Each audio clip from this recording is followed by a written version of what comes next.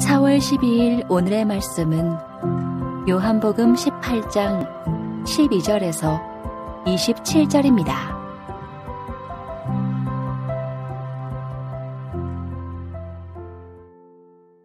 이에 군대와 천부장과 유대인의 아랫사람들이 예수를 잡아 결박하여 먼저 안나스에게로 끌고 가니 안나스는 그 해의 대제사장인 가야바의 장인이라. 가야바는 유대인들에게 한 사람이 백성을 위하여 죽는 것이 유익하다고 권고하던 자로라. 시몬 베드로와 또 다른 제자 한 사람이 예수를 따르니 이 제자는 대제사장과 아는 사람이라. 예수와 함께 대제사장의 집들에 들어가고 베드로는 문 밖에 서 있는지라.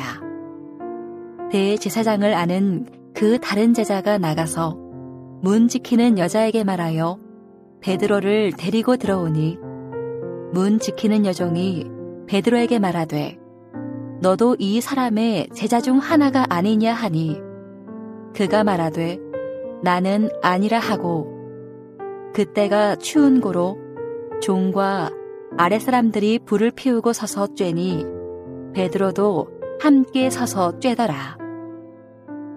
대제사장이 예수에게 그의 제자들과 그의 교훈에 대하여 물으니 예수께서 대답하시되 내가 드러내놓고 세상에 말하였노라. 모든 유대인들이 모이는 회당과 성전에서 항상 가르쳤고 은밀하게는 아무것도 말하지 아니하였거늘 어찌하여 내게 묻느냐. 내가 무슨 말을 하였는지 들은 자들에게 물어보라. 그들이 내가 하던 말을 아느니라. 이 말씀을 하심에 곁에 섰던 아랫사람 하나가 손으로 예수를 쳐 이르되 내가 대제사장에게 이같이 대답하느냐 하니 예수께서 대답하시되 내가 말을 잘못하였으면 그 잘못한 것을 증언하라. 바른 말을 하였으면 내가 어찌하여 나를 치느냐 하시더라. 안나스가 예수를 결박한 그대로 대제사장 가야바에게 보내니라. 시몬 베드로가 서서 불을 쬐더니 사람들이 묻되 너도 그 제자 중 하나가 아니냐. 베드로가 부인하여 이르되 나는 아니라 하니 대제사장의 종 하나는 베드로에게 귀를 잘린 사람의 친척이라. 이르되 내가 그 사람과 함께 동산에 있는 것을 내가 보지 아니하였느냐. 이에 베드로가 또 부인하니 곧 달기 울더라. 요한복음 18장 12절에서 27절 말씀으로 고난주간 둘째 날 새벽 말씀을 나누도록 하겠습니다. 한 사이가 건강하고 그리고 옳은 길로 가려면 최소한 두 가지가 올바르게 서 있어야 합니다. 하나는 사법기관이죠. 사법기관은 정의와 부정을 판단하고 부정의 죗값을 물려야 합니다. 이것이 무너지면 그 세상은 부패하게 되죠. 또 하나는 언론입니다. 언론은 왜곡되지 않은 역사적 사실과 진실, 즉 정의와 부정을 있는 그대로 전달해야 합니다. 예수님은 십자가에 달려 죽기 전에 여러 번의 신문과 재판을 받습니다. 당시도 한 사람을 사형에 처하려면 정당한 법적 절차가 진행되어야 하고 또한 사형 죄목이 있어야 합니다. 하지만 예수님이 사형당하는데 정당한 법적 절차는 지켜지지 않았고 사형 죄목도 발견되지 않았습니다. 예수님은 오늘날의 표적수사처럼 사형에 해당하는 죄를 지은 사람으로 정해놓고 신문을 당하고 사형 언도를 받습니다. 아무런 죄도 없으신 예수님께서는 그렇게 불법적 신문과 재판 그리고 모함으로 죽음을 맞이합니다. 세상은 불법으로 하나님의 아들이신 예수님을 죽였습니다. 하지만 예수님의 제자들은 그렇게 악행을 한 세상을 그냥 넘어가지 않습니다. 요한, 마태, 그리고 마태의 수제자 마가, 그리고 의사 누가는 예수님의 신문과 불법적 재판 과정을 있는 그대로 기록해서 온 세상에 알립니다. 그러니 복음서에 기록된 예수님의 신문과 재판 과정은 로마의 재판과 대제사장이 소집한 사내들인 공회가 불법으로 예수님을 신문하고 재판하고 죽였음을 폭로하는 글이기도 합니다. 한번 생각해 보세요. 만약 제자들이 기록한 재판을 담은 복음서가 거짓이었다면 이 복음서는 불태워졌을 것이고 제자들은 순교하기까지 복음을 전하지 않았을 것입니다. 당시 사람들도 우리와 같이 지성과 이성이 있는 사람들입니다. 그렇게 진실이 없는 글을 믿지 않고 따르지 않았지요. 하지만 이 재판을 담은 복음서가 진실이기에 당시 사람들은 이 말씀을 붙들었고 많은 사람들에게 전하였고 우리 손에 전해진 것입니다. 우리는 며칠 동안 예수님이 당한 재판을 살펴볼 것인데요. 이 재판을 통해서 예수님의 죄가 드러나지 않았음에도 예수님을 죽이는 종교 지도자들의 죄악과 세상의 악을 보게 될 것이고 그리고 그 악에 대해서 이 세상을 회복하는 길을 걷는 예수님의 모습을 보게 될 것입니다. 오늘 본문은 불법적인 재판과 베드로의 부인이 교차되어 기록되고 있습니다. 먼저 불법적인 재판을 보겠습니다. 12절에서 14절에 불법적 재판이 일어나고 있습니다. 군대와 천부장과 유대인의 아랫사람, 즉 성전 수비대가 예수님을 잡아 결박하고 먼저 안나스에게 끌고 갑니다. 안나스는 대제사장 가야바의 장인으로 전임 대제사장입니다. 안나스는 주후 6년에 대제사장으로 임명되었고 로마 총독에 의해 15년에 해임되었습니다. 안나스가 너무 오래 대제사장직을 수행하면 로마에게 득이 되지 않을 것 같아 해임한 것인데요. 하지만 율법에 보면 대제사장은 종신직입니다. 그러니 이 해임을 부당하게 여긴 유대인들은 안나스를 여전히 정신적 대제사장으로 여겼습니다. 실례로 누가복음 3장 2절에 보면 안나스와 가야바가 대제사장이었다 이렇게 나오고요. 사도행전 4장 6절에 보면 안나스가 대제사장이었다고도 기록하고 있습니다. 그러니 실제적으로 안나스는 엄청난 종교적 영향력을 행사하는 인물입니다. 그러니 예수님을 안나스에게 끌고 갈 이유는 없었지만 안나스의 동의가 있어야 예수님을 처벌할 수 있다고 여겼기에 법적 권한이 없는 안나스에게 끌고 가서 예비 신문을 하고 있는 것입니다. 또한 안나스의 사이 가야바는 요한복음 11장에 보면 예수님이 나사로를 살리셨을 때 오히려 예수님이 죽는 것이 온 백성을 위해 유익하다고 말했던 사람입니다. 지금 이 예비 신문의 상황이 짐작이 되시죠? 대제사장은 아니지만 실제적 실세인 대제사장에게 데리고 온 것도 문제고 종교적 재판권을 가진 대제사장 가야바조차 예수님이 죽는 것이 백성에게 유익하다고 생각하고 있으니 적법한 절차에 따라 신문과 판결이 되지 않을 것은 뻔한 일입니다. 두 번째 19절에서 24절에 불법적 신문이 일어나고 있습니다. 안나스는 이 신문을 통해 예수님의 유죄를 드러내고 사내들인 공회와 로마 법정에서 사형을 언도하려는 속셈이었습니다. 안나스는 두 가지를 묻지요. 하나는 제자들에 관한 것이며 하나는 예수님이 가르친 교훈에 관한 것입니다. 제자들에 관해 묻는 것은 아마도 예수님을 거짓 선지자로 여겨서 무고한 백성들을 선동했다는 죄목을 씌우고 싶은 것이겠지요. 교훈에 관한 것은 아마도 예수님이 하나님의 아들이라 말했던 것을 들추어 신성모독죄를 씌우고자 했을 것입니다. 백성을 미혹하는 죄, 신성모독죄는 모두 사형에 해당되는 죄입니다. 이 죄를 뒤집어 씌기 위해서 안나스가 예수님께 직접 묻지요. 하지만 이렇게 물으면 안 됩니다. 유대인들의 재판에선 직접 신문을 하지 않습니다. 율법에 의하면 재판관은 먼저 증인에게 물어야 합니다. 여기서도 이 신문의 불법성이 폭로되지요. 예수님이 행한 불법이 있다면 불법을 행한 증거를 가져오거나 불법을 본 증인의 증언이 있으면 됩니다.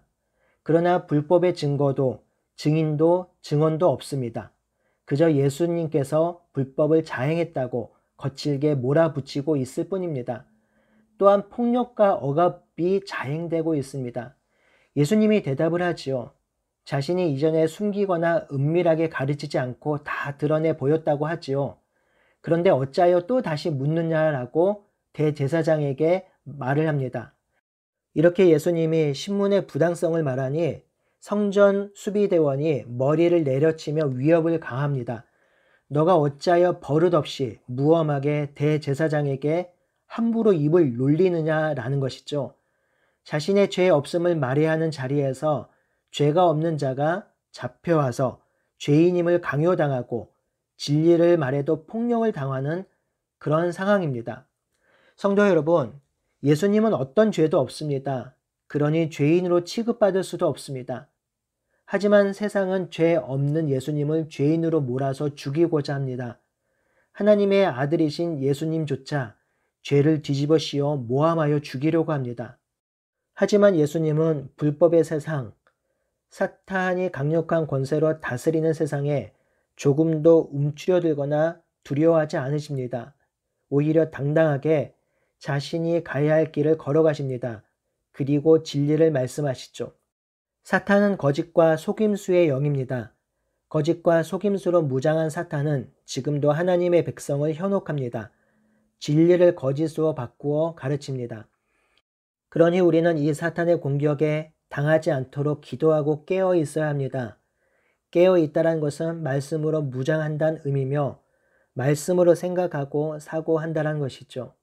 날마다 깨어 있으므로 사탄의 강력한 유혹에 이기고 승리하는 우리가 되기를 바라고 소원합니다.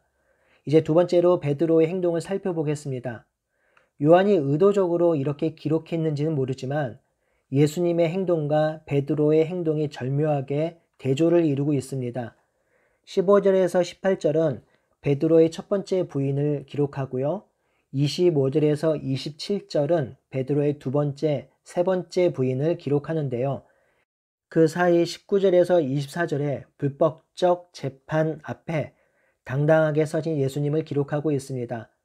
베드로의 첫 번째 부인 사건을 볼까요? 15절에서 18절입니다. 예수님이 붙잡히시자 제자들은 모두 흩어졌고 베드로와 다른 제자 한 사람만 예수님을 따라갑니다. 여기서 다른 제자 한 사람은 요한일 것입니다. 다른 제자는 대제사장을 알고 있었기에 집들로 들어갔지만 베드로는 바깥에 서 있었습니다. 그러자 다른 제자가 문 밖에서 지키는 여종에게 베드로를 데리고 들어오라고 말합니다. 그러자 문을 지키는 여인이 베드로도 안으로 들여보내주는데요. 이때 베드로의 얼굴을 제대로 본 것 같습니다. 그래서 17절에 이렇게 묻습니다. 혹시 당신은 예수님의 제자 중 한 사람이 아닌지요? 분명히 아닌 것 같긴 한데 혹시나 해서 묻습니다. 당신은 그의 제자가 아니지요? 라고 묻습니다. 그런데 베드로가 뭐라고 대답하죠? 나는 아니다 라고 합니다. 당신은 예수님의 제자인가요? 라는 물음도 아니고 혹시나 해서 묻는 질문에 베드로는 예수님이 잡히신 것처럼 자신도 잡힐까봐 두려운 나머지 아니라고 부인합니다. 이것이 베드로의 첫 번째 부인이에요. 그리고 25절에서 27절에 베드로의 두 번째, 세 번째 부인 사건이 기록됩니다. 시몬 베드로가 서서 불을 쬐고 있습니다. 사람들이 베드로에게 너도 그 제자 중에 하나가 아니냐고 묻지요. 베드로가 그 말을 부인하며 자신은 아니라고 합니다. 이렇게 해서 넘어갈까 싶었는데 이번에는 베드로가 길을 자른 말고의 친척 대제사장 종인데요. 이 사람이 와서 예수님과 함께 동산에 있었던 것을 보지 아니하였느냐라고 묻습니다. 이에 베드로가 예수님을 모른다고 부인하지요. 그리고 닭이 울었습니다. 여러분, 베드로가 어떤 인물인가요? 예수님의 수제자이며 주는 그리스도시요 살아계신 하나님의 아들이라고 고백했던 자입니다. 예수님이 잡히실 때에도 의협심에 말고의 길을 자른 사람입니다. 예수님은 중요한 기적을 일으키실 때 그리고 중요한 사역을 할 때 항상 베드로를 데리고 다니셨습니다. 그랬던 베드로가 왜 이렇게 되었을까요? 예수님처럼 잡힐 것에 대한 두려움도 있었을 것입니다. 또한 자기 과신, 교만도 있었겠지요. 하지만 여기에서 베드로에게 너무 실망하거나 너무 나무랄 필요는 없습니다. 그래도 베드로는 좀 나은 것 아닌가요? 다른 제자들은 모두 도망쳤으니까요.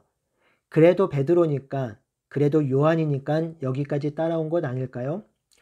저는 베드로가 왜 실패했는지보다 요한이 왜 이 실패담을 이렇게 자세하게 기록했는지, 왜 예수님의 재판 사이에 이 실패담을 기록했는지에 대해서 더 초점을 맞추고 싶어요. 나중에 베드로는 예수님의 수제자의 역할을 감당하며 초대교회의 수장이 됩니다. 그렇기에 이런 실패담이 기록되어 성도들에게 읽혀지는 것이 불편할 수도 있고 창피할 수도 있는데, 이렇게 자세하게 베드로의 철저한 실패담을 기록한 이유가 무엇일까요? 그것은 인간의 연약함과 그 연약함에도 불구하고 하나님 나라의 일을 이루시는 하나님의 능력을 보여주고 싶은 것입니다. 세상적으로 보면 이렇게 3번이나 부인 사람은 한마디로 아웃됩니다. 또한 본인도 스스로 자책감에 빠져서 회생하기 어려울 것입니다. 하지만 예수님은 그런 베드로를 내치지 않고 버리지 않으셨습니다. 3번이나 부인한 베드로를 다시 주의 제자로 세우셨습니다. 사랑하는 성도 여러분, 세상은 여전히 예수님의 말씀을 부인하고 예수님이 전한 진리를 거부합니다. 그리고 예수님을 따르는 자들을 외면합니다. 그리고 세상의 가르침과 가치관이 옳다고 성도들을 윽박지릅니다. 예수님의 말씀은 고리타분한 옛 가르침이고, 그 가르침대로 살면 이 세상을 잘 살 수 없다고 성도들을 몰아세웁니다. 그런 세상 속에서 우리는 두려움을 경험하며 위축되기도 합니다. 바로 그때 안나스 앞에서도 당당한 예수님을 묵상합시다. 그리고 3번이나 부인한 베드로를 주의 나라를 위해 다시 세우심을 기억합시다. 우리 또한 그리하실 것입니다. 세상의 불법과 부정 앞에 당당히 서신 예수님, 그리고 그 부정을 물리치신 예수님께서 우리의 연약함을 붙드실 것입니다. 오늘 하루도 우리에게 힘과 위로를 주시는 그 예수님과 함께 살아가는 우리 모두가 되기를 바라고 소원합니다. 아멘.